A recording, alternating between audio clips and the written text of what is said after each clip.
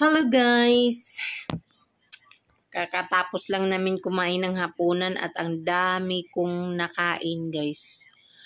Sobrang dami kong nakain kasi pagdating ko sa bahay, tapos na si Winwin kumain kasi matagal ako nakauwi dahil lang haba ng pila sa tricycle. Kaya sabi ko kay Winwin kumain ka na lang. Ngayon maraming natirang kanin. Tapos tama naman na yung ulam kasi ni Winwin na naiwan is yung galing sa umaga namin. Mayroon pa natira. Tapos ako wala ng ulam. So bumili ako ng pansit canton at saka embutido. Pero pagdating ko kasi ng bahay, binigyan kami ng ulam ng kapitbahay na ginisa na pichay na may sardinas. So, hindi na ako nagluto. Kaya, yun na lang yung kinain ko. Ngayon, isang panaksan. Isang panaksan na pichay na may sardinas. Inisip ko, kung magtira ako, mapapanis. Tapos, yung kanin naman na natira, inubos ko rin kasi baka mapanis din. Kaya busog na busog ako guys. Grabe, sobrang busog ko. Ngayon, nagpahinga muna ako ng konti. So, bago ako magkilos-kilos, bago ako maghugas ng pinggan, is nag-upo muna ako. Kasi after ko maghugas ng pinggan, ay maglalaba pa ako ng aking uniform. Kasi dalawa lang yung uniform ko na white. Kaya wash and wear. Kailangan ko siyang ilaba ngayon para matuyo siya bukas. Tapos yung nilaba ko kagabi, yun naman yung isuot ko bukas. Diba?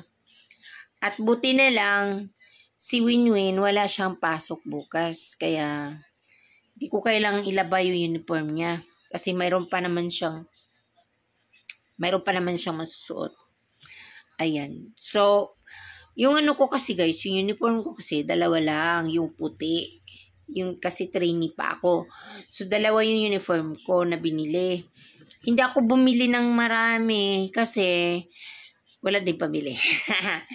Hindi ako bumili ng marami kasi pag na regular na ako sa trabaho, bibili na naman ng maggagastos na naman bago, 'di ba? Kaya sabi ko dalawa lang kasi ilalaba ko na lang siya kaagad, salitan, 'di ba? Kukusutan lang naman. Kasi hindi naman habang buhay trainee tayo, 'di ba? So pagka ma-regular na, di naman na magagamit yung white, 'di ba? Kaya dalawa lang yung binili ko. Kaya ayun, kailangan ko nga lang ilaba araw-araw para may kinabukasan may magamit ako, 'di ba? So, konti na lang din naman yung hugasan ko kasi pagdating ko ng bahay, naghugas na si Winwin ng kanyang pinagkainan mula umaga, tanghali at hapon. Hinugasan niya. So, bali yung huhugasan ko lang ngayon is yung pinagkainan ko at saka yung kaldero. 'Di ba? Tapos, niligpit na rin ni Winwin yung aming sampay. So, tutupiin ko na lang siya. 'Di ba? Maasahan na siya sa bahay, guys.